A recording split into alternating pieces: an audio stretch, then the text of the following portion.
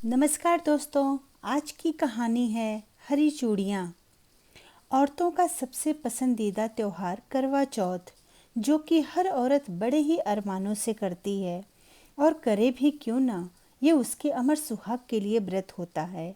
बस 2 दिन के बाद करवा चौथ थी। अंतिमा जी कई दिन पहले से करवा चौथ की तैयारी करने में लगी हुई थी। लगभग सभी तैयारी हो चुकी थी, सिर्फ पूजा का सामान लाना बाकी था। अंतिमा जी 2 दिनों से बाजार जाने की सोच रही थी, लेकिन त्योहार का समय था। घर में इतना काम फैला हुआ था कि वे जा ही नहीं पा रही थीं। अभी बस वे काम निपटाकर चाय लेकर बैठी ही थी कि प्रमोद जी ऑफिस से आ गए। अरे, आज तो आप बहुत जल्दी आ गए। हाँ, आज काम कुछ कम था तो सोचा आज जल्दी निकल लेता हूँ। अंतिमा जी आवाज़ लगाई, मीठी बेटा, जरा अपने पापा के लिए भी 1 कप चाय ले आना।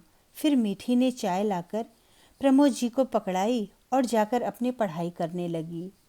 चाय पीते पीते प्रमोद जी ने कहा, तुम्हारा कुछ सामान बाकी है ना लाने के लिए, चलो ले आते हैं।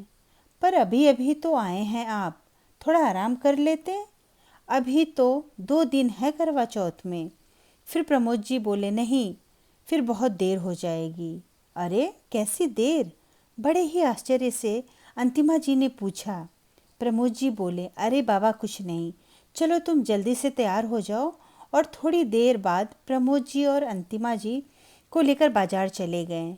उन्होंने अंतिमा जी का सारा सामान दिलाया। तभी उनकी नज़र एक चूड़ियों की दुकान पर पड़ी। करवा चौथ का समय था तो दुकान पर भारी भीड़ थी, लेकिन शोकेस में लगी हरी चूड़ियाँ दूर से ही प्रमोद जी को भा गई थी। प्रमोद जी को चूड़ियों की दुकान की तरफ इस तरह से देखते हुए सुनीता जी पूछ बैठी, क्या हुआ? क्या देख रहे हैं आप? वह देखो, वह हरी चूड़ियाँ सुंदर लग रही हैं ना, ले लो अपने लिए। अरे, आप कब से इन सब में ध्यान देने लगे?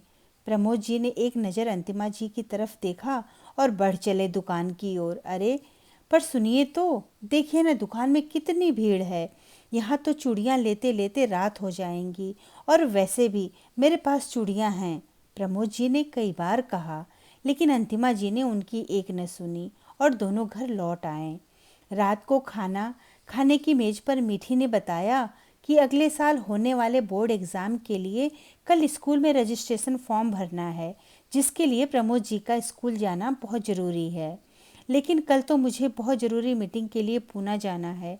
प्रमोद जी ने कहा, क्या आपको पूना जाना है? पर आपने तो मुझे नहीं बताया।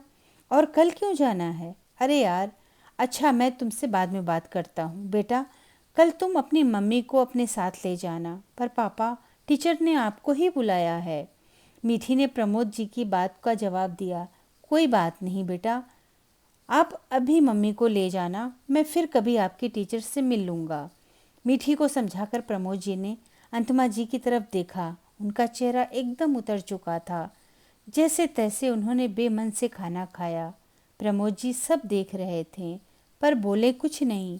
रात को सब काम निपटाकर जब अंतिमा जी अपने कमरे में पहुंची तो प्रमोद जी अपनी पैकिंग करने में लगे हुए थे। अंतिमा जी वहीं बेड के किनारे बैठ गईं। सुनिए, कल ही जाना ज़रूरी है? हाँ, अगर ज़रूरी ना होता तो बिल्कुल न जाता। पर आपने मुझे पहले क्यों नहीं बताया? अरे भाग्यवान, अगर पहले बता देता तो ये उदास चेहरा जो अब मैं देख रहा हूँ, ये पिछले 4 घंटे से देखना पड़ता।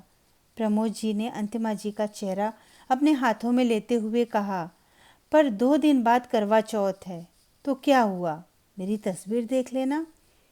सुनते ही अंतिमा जी को ऐसा लगा जैसे किसी ने उनके दिल पर हथौड़े से वार कर दिया हो, और बरबस ही उनकी आंखों से आंसुओं की धारा बहने लगी।